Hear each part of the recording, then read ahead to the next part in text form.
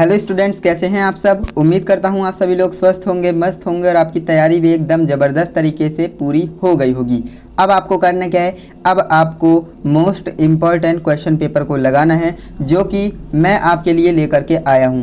आज की इस वीडियो में हम बात करने वाले हैं कक्षा 10 जो सोशल साइंस है ना, सामाजिक विज्ञान जो है ना, आज इस सब्जेक्ट का है ना, सामाजिक विज्ञान का हम जो है 2025 वाला क्वेश्चन पेपर देखने वाले हैं। जी हाँ दोस्तों, आपको इस वीडियो को कंप्लीट देखना है क्योंकि आज की इस वीडियो में मैं आपको 2025 में जो बोर्ड एग्जाम में क्वेश्चन पेपर आएगा सामाजिक विज्ञान का, उसके ऊपर डिस्कस करने वाला हूँ कि किस पैटर्न पर आएगा, क्या क्या क्वेश्चन इंपॉर्टेंट है, वो सारा कुछ आपको पता लग जाएगा। और जो ये मैंने क्वेश्चन पेपर डिज़ाइन किया है ना, मैक्सिमम क्वेश्चन है ना, मैक्सिमम क्वेश्चन आपको इसी सेट से देखने को मिलने वाले हैं। जो ये मैंने क्वेश्चन पेपर डिज़ाइन किया है इसमें से ही आपको ज़्यादातर क्वेश्चन आपके बोर्ड एग्जाम में देखने को मिलने वाले हैं। तो इस वीडियो में आप एंड तक ज़रूर बने रहिएगा।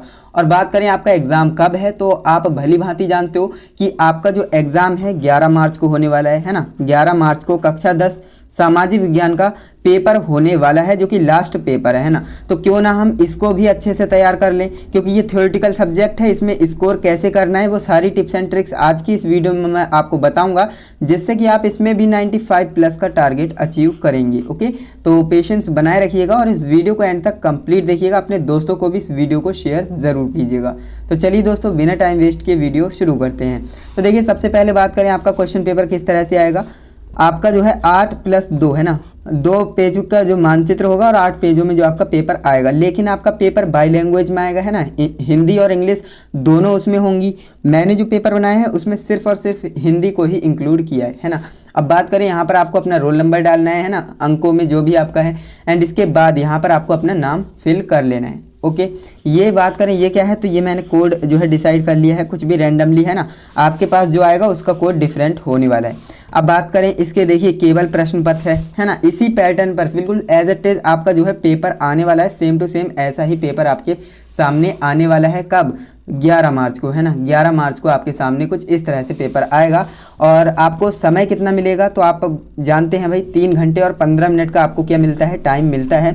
पूर्णांक की बात करें तो 70 नंबर का आपका ये पेपर होने वाला है। ओके, सामान्य निर्देश की बात करें है ना, जो जनरल इंस्ट्रक्शंस होते हैं। अब देखिए, कई स्टूडेंट्स क्या करते हैं, इन्हें इग्नोर करते हैं है ना, इन्हें इग्नोर करते हैं, अनदेखा करते हैं, इन्हें समझते ही नहीं है। लेकिन मैं आपसे बोलूँगा कि इन्हें आप अच्छे से समझिए, क्योंकि अगर आपने इन्हें इग्नोर कर दिया तो आपके नंबर भी आपको इग्नोर करेंगे। जी हाँ, बिल्कुल सही बात है। अगर आपने इंस्ट्रक्शंस को ध्यान से नहीं पढ़ा तो डेफिनेटली आप मिस्टेक करोगे अपने बोर्ड एग्जाम में। अगर किसी स्टूडेंट्स ने सारे इंस्ट्रक्शंस को अच्छे से समझा तो वो जो है 95 प्लस लाने में उसे बहुत ज़्यादा हेल्प होने वाली है। तो देखिए, सबसे पहला इंस्ट्रक्शन हमारा होता है जो कि कहता है कि सभी प्रश्न अनिवार्य हैं, है ना, ये तो हम जानते ही हैं। इसके बाद नेक्स्ट आपका है, प्रारंभ के जो 15 मिनट है ना, वो परीक्षार्थियों के लिए क्या है, प्रश्न पत्र को पढ़ने के लिए निर्धारित किए गए हैं। जो कि आप जानते हो 3 घंटे में आपको पेपर लिखना होता है, 15 मिनट में आप जो है अपना पेपर को पढ़ सकते हो पूरा एंड तक, है ना। एंड इसके बाद जो आपका तीसरा नंबर है ना, तीसरा नंबर जो आपका इंस्ट्रक्शन है जो कि हमसे कह रहा है कि प्रश्न पत्र 2 खंडों में है ना, खंड अ और खंड ब में विभाजित है। यानी कि जो प्रश्न पत्र आप देख रहे हैं क्वेश्चन पेपर, ये 2 खंडों में विभाजित है। कौन सा? खंड अ और खंड ब। ओके, क्लियर है। अब देखिए, जो खंड अ है उसके बारे में डिस्कस किया है। खंड अ में कितने 20 अंक के बहुविकल्पी प्रश्न है, 20 अंक के बहुविकल्पी प्रश्न है। देखिए, 20 ऑब्जेक्टिव क्वेश्चंस आएंगे आपके सामने जो कि कितने मार्क्स दे करके जाएंगे, 20 मार्क्स आपको दे करके जाएंगे, है ना। और जिनका उत्तर आपको कहाँ पर देना है, OMR शीट पर दिया जाना है। ध्यान दीजिएगा, जो आपका OMR शीट मिलेगी, देखिए मैं आपको बता देता हूँ, जब आप अपने एग्ज़ाम सेंटर पे पहुँचेंगे तो आपको क्या क्या मिलेगा, क्वेश्चन पेपर मिलेगा, एक आपको कॉपी मिलेगी, है ना, और मानचित्र भी आपको मिलेंगे, वहीं से मिलेंगे, आपको घर से लेकर नहीं जाना है, मानचित्र भी आपको वहीं से मिलेंगे, प्लस आपको OMR शीट भी वहीं से मिलेगी, है ना।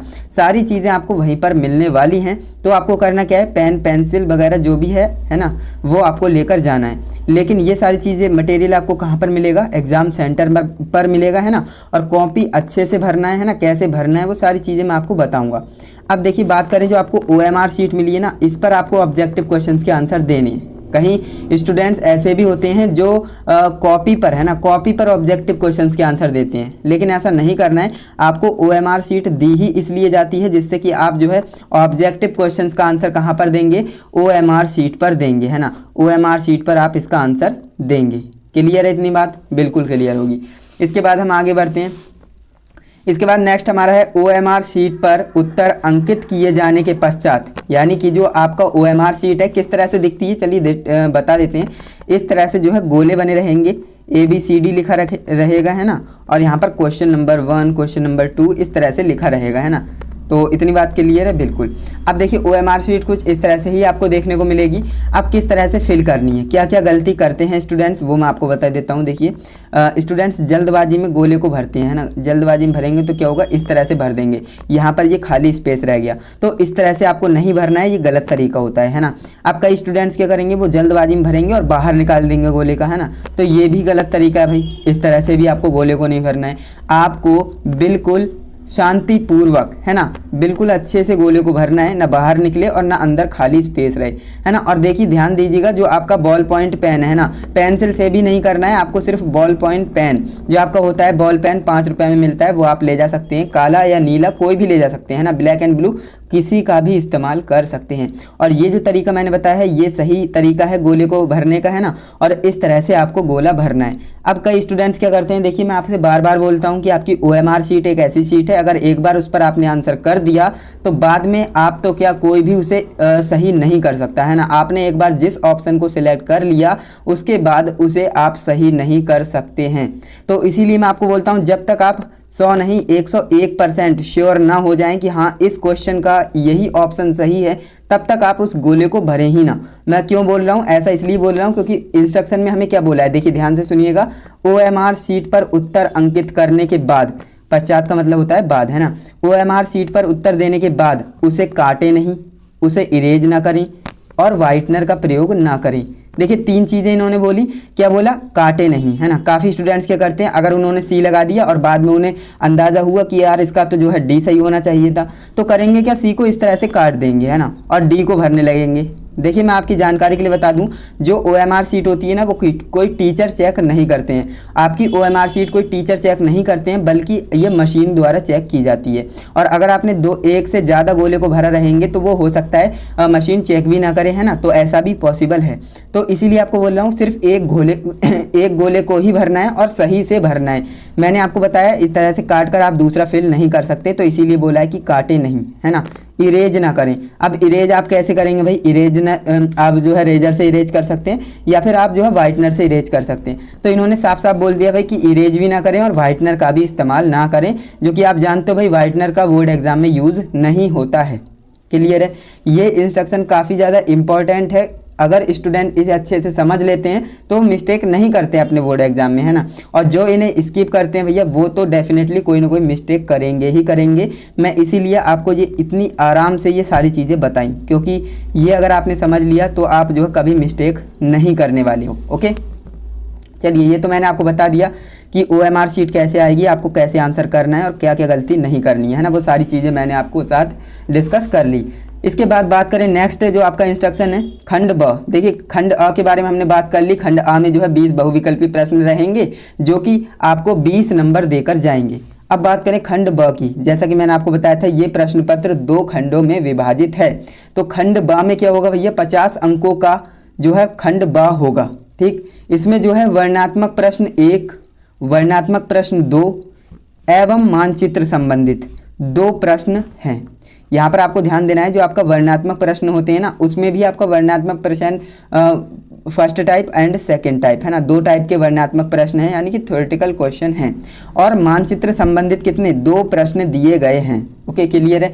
ये जो है खंड बा में है और 50 अंक आपको क्या खंड ब दे करके जाएगा। तो और खंड अ कितने 20, तो टोटल कितने हो गए भैया 70 नंबर हो गए। तो इस तरह से आपके जो है 70 नंबर यहाँ से कंप्लीट होते हैं। तो आप देख सकते हैं खंड ब का सबसे ज़्यादा वेटेज है ना। हालांकि आपको ऑब्जेक्टिव भी अच्छे से तैयार करने, क्योंकि ऑब्जेक्टिव जो है 20 आने लगे हैं, पहले जो है ऐसा सिस्टम नहीं था, है ना, OMR का सिस्टम नहीं था, लेकिन अब जो है OMR शीट का सिस्टम लागू कर दिया गया है। तो स्टूडेंट्स को बेनिफिट हो गया है। क्यों? क्योंकि ऑब्जेक्टिव में देखिए नेगेटिव मार्किंग तो होती नहीं है, तो जो भी स्टूडेंट है भैया तुक्का तो मारेगा ही, है ना। अगर उसे नहीं आता है ना फिर भी वो कोई ना कोई ऑप्शन को लगा कर ही आएगा, तुक्का जरूर मारेगा, है ना। तो इससे होता क्या है, उनके जो है क्वेश्चन सही होने की भी प्रोबेबिलिटी बढ़ जाती है ना। तो ये फायदा हो जाता है स्टूडेंट्स का। पहले क्या होता था, पहले सिर्फ 5 या 10 ही जो है ऑब्जेक्टिव प्रश्न आते थे, 5 आते थे, है ना। तो अब देखिए 15 आने लगे। तो कितना ज़्यादा बेनिफिट हो गया स्टूडेंट्स के लिए, है ना। तो कक्षा 10वीं पास करना अब ज़्यादा मुश्किल नहीं है। अब यहाँ पर नेक्स्ट हम जो इंस्ट्रक्शंस की बात करें तो यहाँ पर आप देखेंगे प्रत्येक प्रश्न के लिए निर्धारित अंक उसके सम्मुख अंकित है। इसका मतलब ये है कि आपका अगर यहाँ पर प्रश्न दिया रहेगा तो उसके सामने ही उसका जो है नंबर दे देंगे, यानी कि कितने नंबर का प्रश्न है वो आपको पता लग जाएगा कि 2 नंबर में आया है, 3 नंबर में आया है, वो आप पता कर सकते हो। प्रश्न के सामने ही उसका अंक दिया गया है। ओके, क्लियर है, बिल्कुल। इसके बाद नेक्स्ट आपका है दिए गए मानचित्र को उत्तर पुस्तिका में मजबूती के साथ संलग्न करना आवश्यक है। इसका मतलब क्या है, देखिए मैं आपको समझाता हूँ। जो आपका मानचित्र है ना, मानचित्र आपको कहाँ से मिलेंगे, मैंने आपको बताया बोर्ड एग्जाम जो आपका सेंटर होगा वहीं पर आपको मिलेंगे। और फिर आपको करना क्या है, देखिए कॉपी में तो इंक्लूड होगा नहीं, मानचित्र अलग से ही मिलेगा। तो बाद में होता क्या है, टीचर लोग आपको क्या करते हैं, स्टेपनर दे देते हैं या फिर आपके लिए धागा दे देते हैं, आपको वहाँ पर अटैच करना रहता है। तो इस तरह से अटैच करिएगा कि भाई मजबूती हो, है ना, मजबूती के साथ अटैच करना है। क्योंकि अगर आप ढीला ढाला बांध देंगे तो हो सकता है कॉपी ले जाते वक्त ही वो निकल जाए, है ना। तो ऐसे में होगा क्या, आपका जो है मानचित्र चेक नहीं होगा और आपके नंबर वहाँ पर क्या हो जाएंगे भैया, कट जाएंगे। तो इसलिए आप इस बात का विशेष ध्यान रखें कि आपको जो है मानचित्र को अपनी कॉपी के साथ, है ना, उत्तर पुस्तिका के साथ मजबूती के साथ बांध देना है ना, संलग्न कर देना है। क्लियर है, ये भी बात आपको अच्छे से क्लियर होगी। अब इसके बाद नेक्स्ट हमारा इंस्ट्रक्शन है जो कि आप देख सकते हैं भाई, दृष्टिबाधित परीक्षार्थियों के लिए मानचित्र कार्य के स्थान पर अलग से प्रश्न लिखने के लिए दिए गए हैं। जो दृष्टिबाधित छात्र होते हैं, विद्यार्थी होते हैं, उनके लिए मानचित्र का कार्य नहीं करना है उन्हें, है ना, उनके लिए अलग से प्रश्न दिए गए हैं। अब वो किस टाइप के प्रश्न हैं वो भी आपको बताते हैं। तो इतनी बात आपको क्लियर है भाई। इंस्ट्रक्शन मैंने आपको हर एक अच्छे से समझाया है और टोटल इतने ही आपके इंस्ट्रक्शन होने वाले हैं। क्लियर है। अब देखिए 11 मिनट मैंने सिर्फ आपको ये सारी चीज़ें बताने में लगाया। काफ़ी स्टूडेंट्स क्या करेंगे, वीडियो को स्किप करके ही चले जाएंगे, लेकिन इसमें मेरा कोई लॉस नहीं है, लॉस आपका है ना। तो इसलिए आप वीडियो देखिए, टाइम देंगे तभी आप चीज़ों को समझ पाएंगे, है ना। किसी चीज़ को टाइम देंगे तभी आप चीज़ों को समझ सकते हैं। अब देखिए नेक्स्ट हम आ जाते हैं भैया, अब क्वेश्चन पेपर हमारा स्टार्ट होता है यहाँ से। क्लियर, यहाँ से हमारा जो है क्वेश्चन पेपर स्टार्ट होता है। अभी तक तो सिर्फ हमने निर्देशों के बारे में जानकारी की।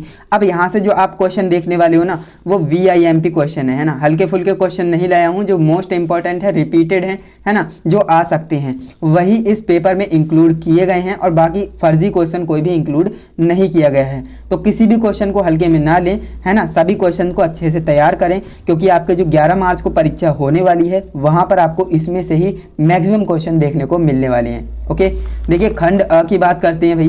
खंड अ में आपका क्या रहेगा, तो मैंने आपको बताया बहुविकल्पी प्रश्न रहेगा, है ना। कितने, 20 ऑब्जेक्टिव क्वेश्चन रहेंगे जो कि आपको 20 मार्क्स दे करके जाएंगे। क्लियर है। अब यहाँ पर देखिए नीचे दिए गए जो विकल्प हैं उनका जो उत्तर का चयन करके अपनी OMR शीट पर लिखिए, है ना, जो कि मैंने आपको बता दिया। अब देखिए पहला प्रश्न आपका क्या है भैया, पहला प्रश्न मैं रिवील करने वाला हूँ। देखिए पहला प्रश्न जो आपका है ना, ऑटो वान बिस्मार्क का संबंध किस देश से था। जो ऑटो वान बिस्मार्क था उसका संबंध किस देश से था वो आपको बताना है। इटली से था, जर्मनी से था, फ्रांस से था, ब्रिटेन से था। तो किस देश से जो है ऑटो वॉन बिस्मार्क का संबंध था। तो ये आपने अच्छे से पढ़ा होगा, है ना, ये आपने अच्छे से पढ़ा होगा। तो बिल्कुल सही आप इसका आंसर कर रहे होंगे और इसका जो राइट आंसर क्या हो जाएगा, जर्मनी, है ना। जो ऑटो वॉन बिस्मार्क था उसका संबंध जर्मनी से था। क्लियर। इसके बाद हम नेक्स्ट बहुविकल्पी प्रश्न को देखते हैं। दूसरा नंबर प्रश्न हमारा है, भारत में राष्ट्रपति कहकर किसे संबोधित किया, है ना। जो देखिए भारत में राष्ट्रपिता, सॉरी, जो भारत में राष्ट्रपिता कहकर किसने संबोधित किया था, है ना।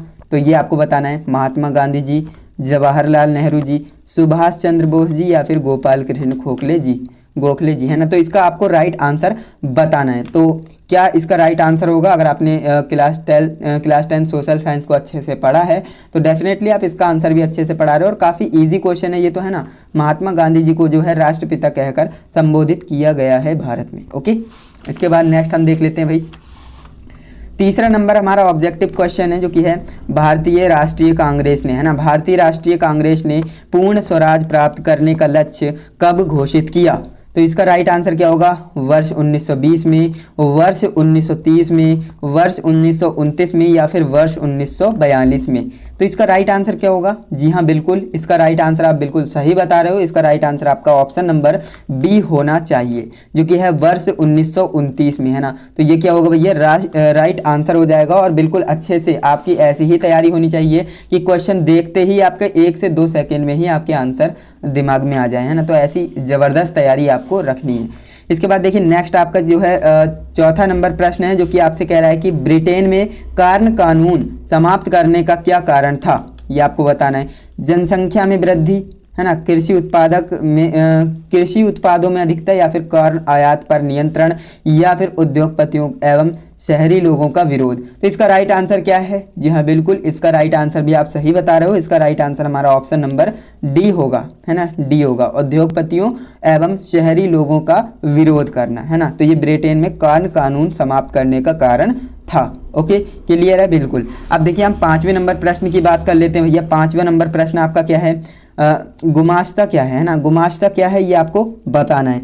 बुनकर, कपड़ा व्यवसायी, वेतनभोगी कर्मचारी, या उपरोक्त में से कोई नहीं। तो इसका राइट आंसर क्या है? इसका राइट आंसर आपका क्या होगा? इसका राइट आंसर आपका ऑप्शन नंबर सी राइट होगा, है ना, ऑप्शन नंबर सी राइट होगा। वेतनभोगी कर्मचारी, है ना, वेतनभोगी कर्मचारी इसका राइट आंसर होगा। इसके बाद जो आपका नेक्स्ट है ना, नेक्स्ट आपका 6 नंबर प्रश्न है, जो कि आपसे कह रहा है जर्मन व्यापारी जोहान गुटेनबर्ग ने पुत्र से सबसे पहले कौन सी पुस्तक छापी थी, ये आपको बताना है। कुरान, बाइबिल, 95 स्थापनाएं, या फिर धार्मिक व्याख्यान। तो इसका राइट आंसर आप बता रहे होंगे भैया, काफ़ी आसान क्वेश्चन है ना। और इसका राइट आंसर क्या हो जाएगा? बिल्कुल सही, इसका right answer option number B होगा, है ना, बाइबिल, है ना, बाइबिल इसका क्या हो जाएगा? राइट आंसर हो जाएगा। इसके बाद नेक्स्ट आपका है 7वां नंबर प्रश्न, जो कि है निम्नलिखित में से कौन सा अजैबीय संसाधन है ना, निम्नलिखित में से कौन सा अजैबीय संसाधन है। और ये भी काफ़ी आसान प्रश्न है लेकिन इम्पोर्टेंट है ना, आसान तो है लेकिन इम्पोर्टेंट है आपकी बोर्ड परीक्षा 2025 की दृष्टि से, है ना। देखिए चट्टानें होगा, पशु, पौधे, या मछलियाँ। तो इसका राइट आंसर क्या है भैया? अजैबीय संसाधन पूछा है ना, जो सजीव ना हो, है ना, तो वो क्या है? चट्टान है ना। तो ऑप्शन नंबर ए राइट होगा, है ना, चट्टान। तो काफ़ी आसान था लेकिन इम्पोर्टेंट है, इसे भी आप अच्छे से तैयार करेंगे। इसके बाद हम बात करें नेक्स्ट प्रश्न की, जो आपका 8वां नंबर प्रश्न है। सुंदरवन राष्ट्रीय पार्क किस राज्य में स्थित है ना, जो सुंदरवन राष्ट्रीय पार्क है ना, वो किस राज्य में स्थित है, ये आपको बताना है। असम, पश्चिम बंगाल, ओडिशा, या फिर मध्य प्रदेश। तो इसका राइट आंसर आप बता पा रहे होंगे कि भाई इसका जो राइट आंसर होना चाहिए वो ऑप्शन नंबर बी होना चाहिए। और बिल्कुल सही कह रहे हो आप, इसका right answer option number B होगा, पश्चिम बंगाल, है ना, पश्चिम बंगाल। इसके बाद हम नेक्स्ट जो 9वां नंबर प्रश्न है इसे देख लेते हैं भाई। जलमंडल को कितने प्रतिशत, है ना, भाग समुद्री जल के रूप में उपलब्ध है, यानी जलमंडल को कितना प्रतिशत भाग समुद्री जल के रूप में उपलब्ध है? 95%, 96%, 97.5%, या फिर 98%। तो इसका राइट आंसर भी आप बता रहे होगे, काफ़ी आसान प्रश्न है। जी हाँ बिल्कुल, इसका राइट आंसर हमारा ऑप्शन नंबर सी राइट होगा, है ना, ऑप्शन नंबर सी राइट होगा। 97.5 सेंटीमीटर नहीं, प्रतिशत, है ना, ये आपका राइट आंसर होगा। इसके बाद हमारा जो 10वां नंबर प्रश्न है, रबी की फसलें, है ना, रबी की फसलों का बोने का जो समय होता है वो क्या होता है? अक्टूबर से दिसंबर, मार्च से अप्रैल, जून से जुलाई, या फिर अगस्त से सितंबर। तो इसका राइट आंसर भी आप बता रहे होगे, काफ़ी आसान और फर्जी सा क्वेश्चन है ना, जो कि आपने भाई पढ़ रखा होगा, है ना। तो इसका राइट आंसर हमारा ऑप्शन नंबर ए होगा, अक्टूबर दिसंबर। देखिए जो रबी की फसलें होती हैं ना, उन्हें बोने का सही समय क्या होता है? अक्टूबर से दिसंबर। ध्यान देंगे, काफ़ी इंपॉर्टेंट क्वेश्चंस हो जाता है। इसके बाद नेक्स्ट आपका 11 नंबर प्रश्न है, जो कि क्या है? ऊर्जा का परंपरागत स्रोत। देखिए एक होता है गैर परंपरागत, है ना, और एक होता है परंपरागत। तो हमसे पूछ रहा है भाई ऊर्जा का परंपरागत स्रोत क्या है ना, भूतापीय ऊर्जा, ज्वारीय ऊर्जा, प्राकृतिक गैस, या वायु ऊर्जा, है ना। तो इसका राइट आंसर क्या हो जाएगा? जी बिल्कुल, इसका राइट आंसर हमारा ऑप्शन नंबर सी होगा, प्राकृतिक गैस, है ना। ऊर्जा का परंपरागत स्रोत प्राकृतिक गैस है, बिल्कुल सही, है ना, बिल्कुल सही। इस तरह से ही आपको तैयारी करनी है अपनी, है ना। इसके बाद जो आपका 12वां नंबर प्रश्न है, निम्न में से कौन सा उद्योग चूना पत्थर को कच्चे माल के रूप में प्रयुक्त करता है? तो एल्यूमिनियम होगा, सीमेंट होगा, चीनी होगा या पटसन होगा। तो इसका जो है राइट आंसर आपको बताना है और इसका राइट आंसर आप बिल्कुल सही गैस कर रहे हो जी, बिल्कुल इसका राइट आंसर हमारा ऑप्शन नंबर बी राइट होगा, सीमेंट है ना। सीमेंट जो है क्या है, उद्योग चूना पत्थर को कच्चे माल के रूप में प्रयुक्त करता है। क्लियर है, बिल्कुल। इसके बाद हम नेक्स्ट प्रश्न देख लेते हैं भैया। 13वां नंबर प्रश्न हमसे क्या कह रहा है, भारत की सबसे बड़ी परिवहन प्रणाली कौन सी है ना। भारत की जो सबसे बड़ी परिवहन प्रणाली कौन सी है वो आपको बतानी है। रेल परिवहन, सड़क परिवहन, वायु परिवहन, जल परिवहन। तो इसका राइट आंसर क्या हो जाएगा, और इसका राइट आंसर आप बता भी रहे होंगे कि इसका राइट आंसर हमारा ऑप्शन नंबर बी राइट होगा, सड़क परिवहन है ना। सबसे बड़ी जो प्रणाली है परिवहन प्रणाली सबसे बड़ी कौन सी है, सड़क परिवहन। ओके, ध्यान देंगे, काफ़ी इंपॉर्टेंट क्वेश्चन है। इसके बाद नेक्स्ट आपका है 14 नंबर प्रश्न, निम्नलिखित देशों में कहाँ संघात्मक शासन नहीं है। निम्नलिखित में से जो 4 ऑप्शन दिए हैं इनमें से संघात्मक शासन नहीं है। भारत, बेल्जियम, संयुक्त राज्य अमेरिका, श्रीलंका। तो इसका राइट आंसर भी आप बता रहे होंगे, ज़्यादा भारी क्वेश्चन तो है नहीं, है ना। इसका भी आंसर आप सही बता रहे होंगे, बिल्कुल। इसका राइट आंसर क्या होगा, श्रीलंका होगा, ऑप्शन नंबर डी राइट हो जाएगा। क्लियर है। इसके बाद नेक्स्ट हमारा क्या है प्रश्न, 15वां प्रश्न हमसे क्या कह रहा है, संविधान की 8वीं अनुसूची में कितनी भाषाओं को मान्यता दी गई है ना। और ये प्रश्न भी काफ़ी इंपॉर्टेंट हो जाता है और ये आपको आता भी होगा, है ना। 20, 21, 22, 23 इसमें से कौन सा ऑप्शन राइट है, तो इसमें से जो राइट ऑप्शन है ऑप्शन नंबर सी है ना। ऑप्शन नंबर सी आपका राइट होगा। क्यों, संविधान की जो 8वीं अनुसूची है ना उसमें 22 भाषाओं को मान्यता दी गई है, तो इसलिए आपका ऑप्शन नंबर सी राइट हो जाएगा, बिल्कुल राइट हो जाएगा। ओके, तो इस तरह से आपको जो है 15 क्वेश्चन हो जाते हैं। इसके बाद भाई हम आगे बढ़ते हैं और आगे हम देख लेते हैं नेक्स्ट क्वेश्चन को, जो कि हमारा 16वां नंबर प्रश्न है। हमसे क्या कह रहा है, एक दलीय व्यवस्था बढ़ावा देती है। एक दलीय जो व्यवस्था होती है वो किसको बढ़ावा देती है, लोकतांत्रिक व्यवस्था को, अधिनायकवादी व्यवस्था को, कुलीन तंत्र को या राजतंत्र को। तो इसका राइट आंसर भी आप बता रहे होंगे कि इसका राइट आंसर जो है ऑप्शन नंबर बी इसका राइट होगा, है ना। ऑप्शन नंबर बी इसका राइट होगा, अधिनायकवादी व्यवस्था को। क्लियर है, बिल्कुल। अब इसके बाद हम जो है नेक्स्ट क्वेश्चन को देख लेते हैं, जो कि 17 नंबर प्रश्न है ना। और भारत में महिलाओं के लिए आरक्षण की व्यवस्था है। लोकसभा, विधानसभा, मंत्रिमंडल, पंचायती राज की संस्थाएं, है ना। तो इसका जो है राइट आंसर भी आप बता रहे होगे। देखिए क्वेश्चन काफ़ी आसान है और इम्पॉर्टेंट लाया हूँ, है ना, तो इसलिए आपको क्वेश्चन आसान लग रहे होंगे। तो देखिए ऑप्शन नंबर डी इसमें राइट होगा, है ना, पंचायती राज की संस्थाएं। ओके, इसके बाद नेक्स्ट आपका क्या है, 18 नंबर प्रश्न है, जो कि हमसे कह रहा है भारतीय जनता पार्टी का मुख्य प्रेरक सिद्धांत क्या है ना। भारतीय जनता पार्टी का मुख्य प्रेरक सिद्धांत क्या है, बीजेपी का जो मुख्य प्रेरक सिद्धांत क्या है, बहुजन समाज बनाना, क्रांतिकारी लोकतंत्र, या फिर सांस्कृतिक राष्ट्रवाद, या फिर आधुनिकता, है ना। तो इसका राइट आंसर भी आप बता रहे हो भाई। इसका राइट आंसर हमारा ऑप्शन नंबर सी होगा, है ना। जो बीजेपी है उसका जो है मुख्य प्रेरक सिद्धांत क्या है, सांस्कृतिक राष्ट्रवाद बनाना, है ना। तो ये सारी चीज़ें आप जानते हैं भाई।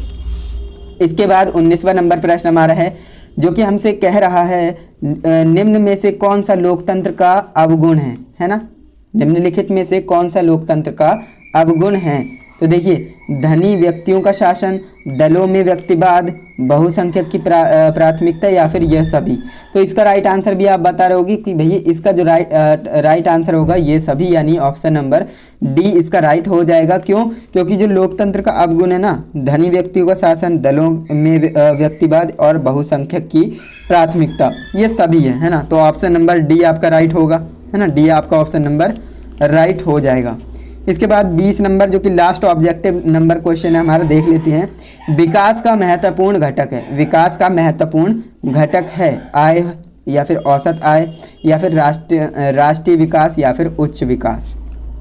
तो ये लास्ट क्वेश्चन है, इसका भी आप राइट आंसर बता रहे होंगे कि भाई इसका राइट आंसर आपका ऑप्शन नंबर बी होगा, औसत आय।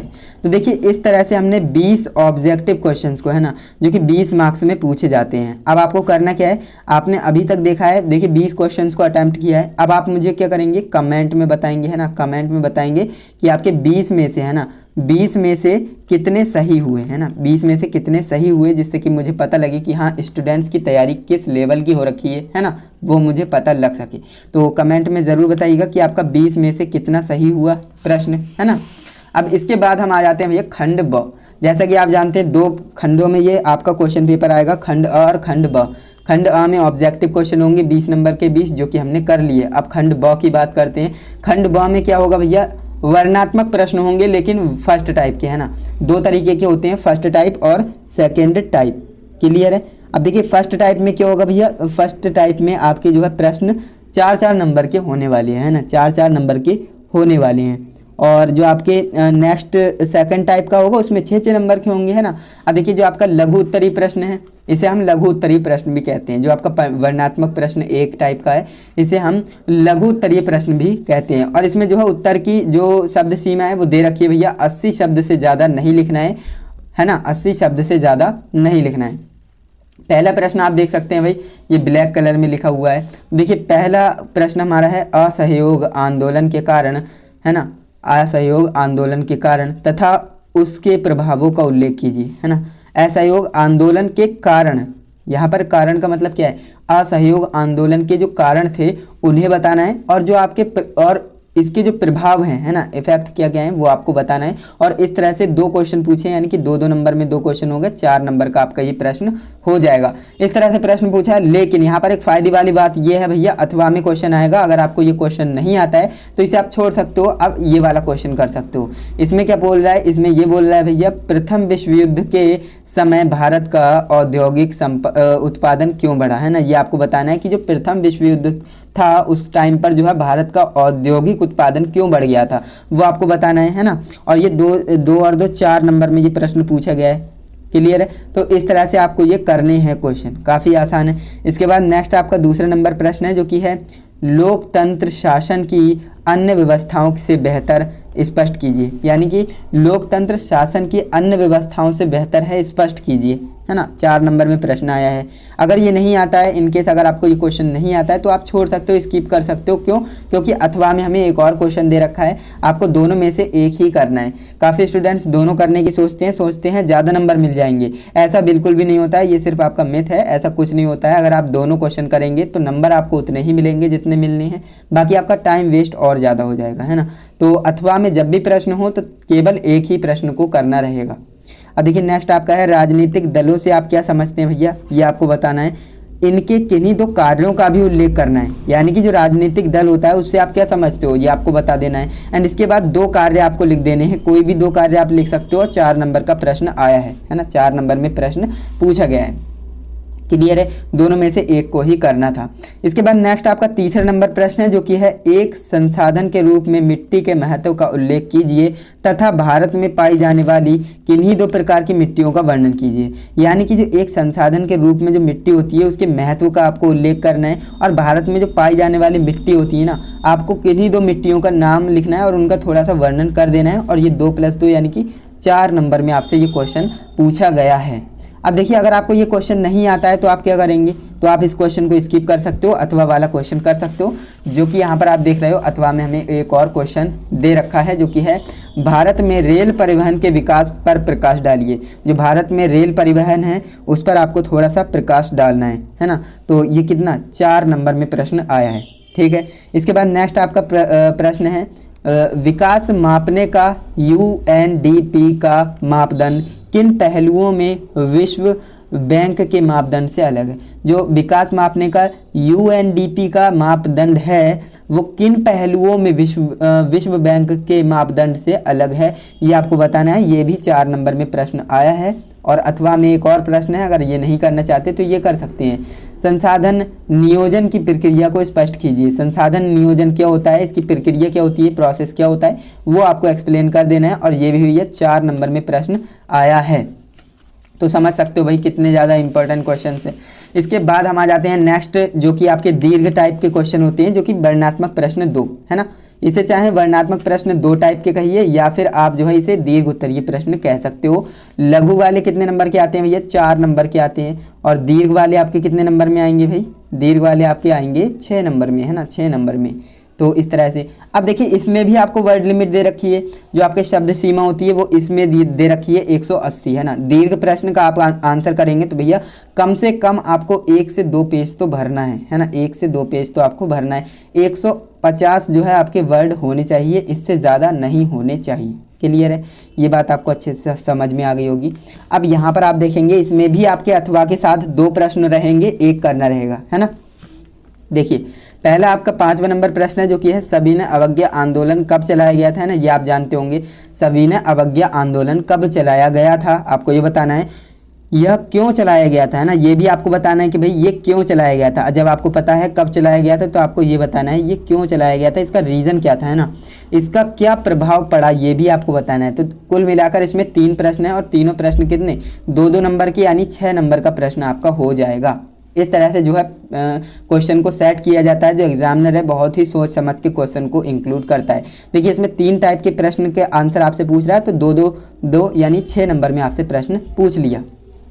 ओके, अब कई स्टूडेंट्स ऐसे होंगे जिन्हें ये क्वेश्चन का आंसर नहीं आता होगा, तो उन्हें क्या करना है, इसे स्किप कर देना है, छोड़ देना है। अथवा वाला कर सकते हैं भाई। अथवा में हमसे बोल रहा है कि भारत में राष्ट्रवाद के उदय के मुख्य कारणों की व्याख्या कीजिए। तो ये भी क्वेश्चन काफ़ी आसान है। देखिए 2 1 1 1 1 यानी कि ये भी कुल मिलाकर 6 नंबर का हमारा प्रश्न हो जाएगा। और ये भी काफ़ी आसान है, यानी कि जो भारत में राष्ट्रवाद के उदय थे उसके प्रमुख कारण आपको बताने हैं और उसकी जो है व्याख्या भी आपको करनी है। ओके, इसके बाद नेक्स्ट आपका 6ठा नंबर प्रश्न है जो कि है संघवाद का क्या अर्थ है ना। जो संघवाद है उसका क्या अर्थ है, संघीय व्यवस्था की प्रमुख विशेषताओं का उल्लेख आपको करना रहेगा। ओके, ये भी काफ़ी आसान प्रश्न है। ओके, यहाँ पर जो है अथवा होगा, है ना, यहाँ पर जो है अथवा लगा होगा। ओके, अब यहाँ पर नेक्स्ट आपका प्रश्न है बहुराष्ट्रीय कंपनियाँ विभिन्न देशों की उत्पादन प्रक्रिया को एक दूसरे से जोड़ती हैं, इस कथन को स्पष्ट कीजिए भैया। इस कथन को आपको क्या करना है, स्पष्ट करना है। ये भी 6-6 नंबर का प्रश्न है, एक ही प्रश्न को करना है क्योंकि अथवा बीच में लगा दिया है। अब यहाँ पर बात करें नेक्स्ट जो आपका 7वां नंबर प्रश्न है जो कि कह रहा है कि भारतीय अर्थव्यवस्था में अधिक रोजगार विकसित करने के संसाधनों को स्पष्ट कीजिए भाई, है ना। ये भी आपका प्रश्न 6 नंबर में आया है। अथवा लगाकर हमसे पूछा गया है कि अभ्रक की उपयोगिता की विवेचना कीजिए एवं भारत में किन्हीं 2 उत्पादक क्षेत्रों का वर्णन भी कीजिए। ओके, अब 6 भी, ये भी आपका 6 नंबर में है, अथवा में है, दोनों में से कोई भी एक कर सकते हैं। अगर ये करेंगे तो ये नहीं करेंगे, ये करेंगे तो ये नहीं करेंगे। ओके, क्लियर है। इसके बाद नेक्स्ट आपका 8वां नंबर प्रश्न है जो कि क्या है, विकास की अवधारणा क्या है, ये आपको बताना है। सामान्यतः इनमें किन घटकों को सम्मिलित किया जाता है ना। 6 नंबर में ये प्रश्न आया हुआ है। अथवा में हमसे बोल रहा है कि भारत में उपभोक्ता आंदोलन का परिचय दीजिए, है ना। ये भी 6 नंबर में प्रश्न आया हुआ है। ओके, इस तरह से आपको करना है। दोनों प्रश्न में से केवल एक को ही करना है, ये बात आप ध्यान देंगे। ओके, इसके बाद भाई आ जाते हैं, देखिए आपके वर्णनात्मक प्रश्न हो जाते हैं खत्म, है ना। जो आपके वर्णनात्मक प्रश्न 1 टाइप है ना और जो आपके 2 टाइप के थे वो दोनों खत्म हो गए, यानी लघु और दीर्घ दोनों प्रश्न आपके एंड हो जाते हैं। ओके, अब यहाँ पर बात करते हैं भैया मानचित्र संबंधित प्रश्नों की, है ना। मैंने आपको बोला था खंड ब जो है ना उसमें मानचित्र संबंधित प्रश्न भी हैं।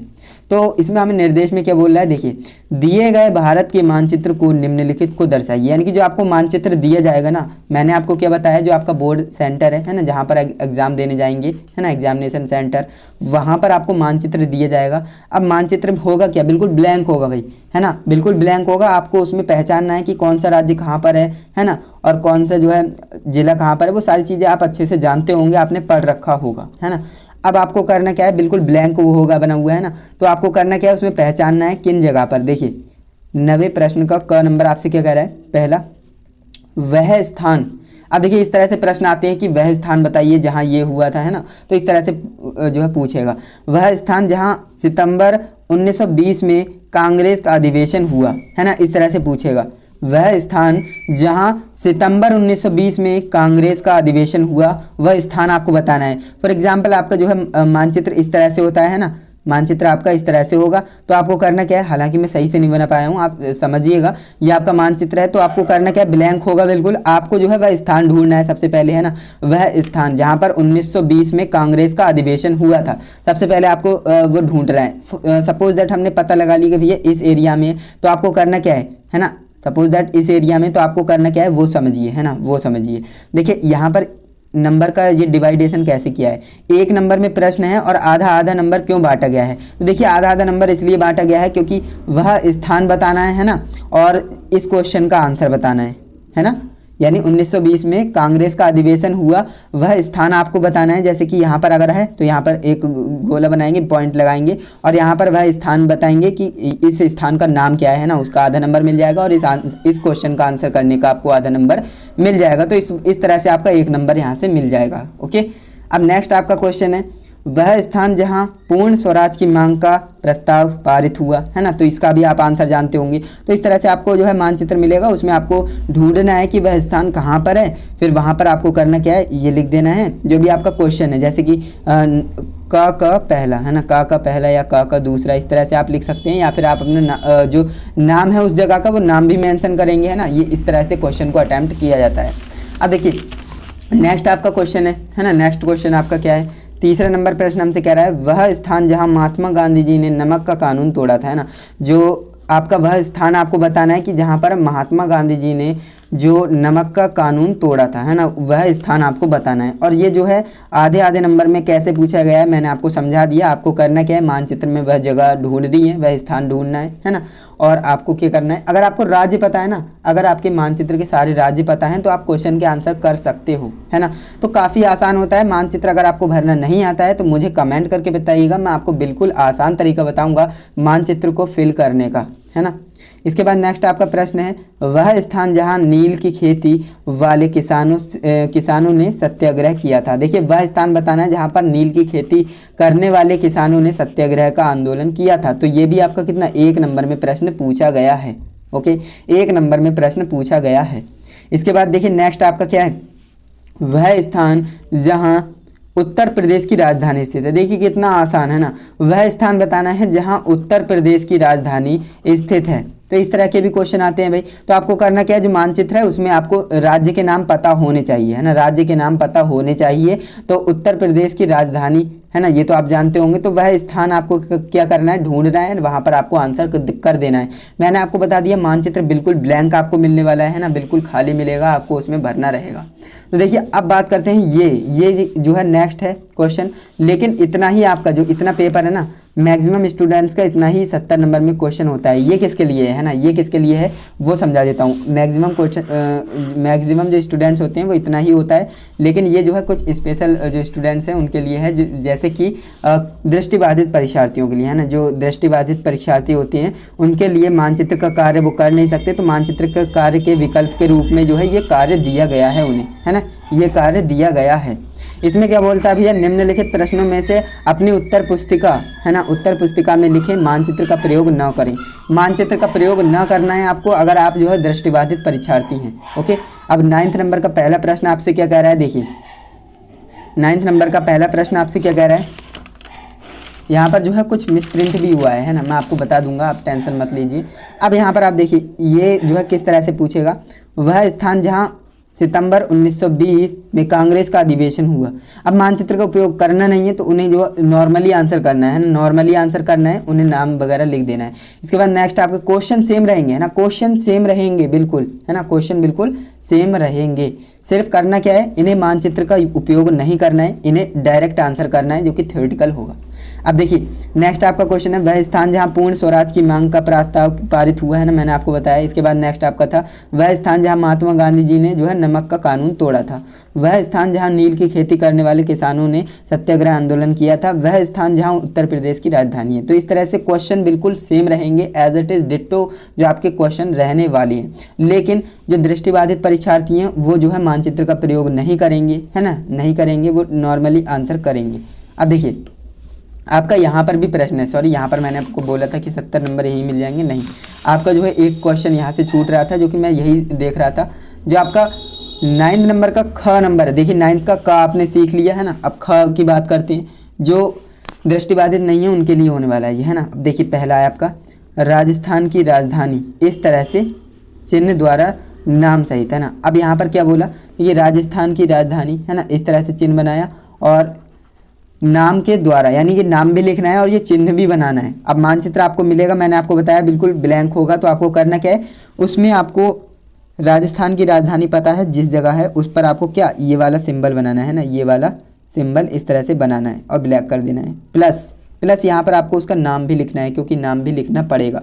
नाम यहाँ पर कुछ लिख देंगे एंड यहाँ पर इस तरह से जो है एक आधा नंबर इसका, आधा नंबर इसका, 1 नंबर आपको मिल जाएगा। ओके, तो आप समझ गए, बिल्कुल समझ गए होंगे। तो यहाँ पर आप ध्यान से देखेंगे हमारा जो प्रश्न है वो क्या बोल रहा है, चाय का उत्पादन क्षेत्र है ना, चाय का उत्पादन क्षेत्र आपको इस तरह से दर्शाना है, इस चिन्ह से, है ना। और उसका जो है नाम भी आपको क्या करना है, लिख देना है ना। यहाँ पर नाम लिखने के लिए नहीं बोला है, अगर आप लिख देंगे तो अच्छी बात है ना। इसके बाद नेक्स्ट आपका है कोई परमाणु ऊर्जा केंद्र, इस तरह से ट्रायंगल में आपको दर्शाना है, किसमें, मानचित्र में, और उसका नाम भी आपको मेंशन कर देना है। इसके बाद नेक्स्ट आपका है मैग्नीज उत्पादन का एक क्षेत्र है ना, मैग्नीज उत्पादन का एक क्षेत्र चिन्ह द्वारा सहित, यानी कि यहाँ पर चिन्ह नहीं दिया है, यानी कि यहाँ पर जो है एडिटिंग में मिस्टेक हो गई है। तो यहाँ पर हम कोई चिन्ह मान लेते हैं, सपोज दैट इस तरह से, है ना, इस तरह से क्या है आपका ये चिन्ह होने वाला है। ओके, तो आप समझ गए। कुल मिलाकर आपके क्वेश्चन इस तरह से आएंगे, चिन्ह दे देंगे और आपसे कहेंगे कि ये चिन्ह दर्शाइए और उसका नाम लिखिए।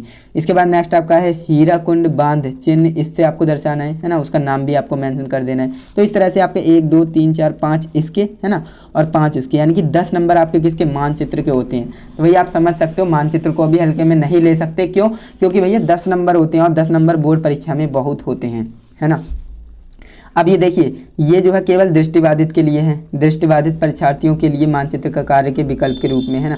अब यहाँ पर आप देखेंगे क्वेश्चन बिल्कुल सेम रहेंगे, मैंने आपको बता दिया है ना, क्वेश्चन बिल्कुल एज इट इज सेम रहेंगे, लेकिन वो मानचित्र का उपयोग नहीं करेंगे, वो डायरेक्ट इनका नॉर्मली आंसर करेंगे जैसे कि करते हैं। ओके, सिंपल है, और इन्हें भी पूरे पूरे नंबर मिलेंगे अगर ये सही आंसर करेंगे तो।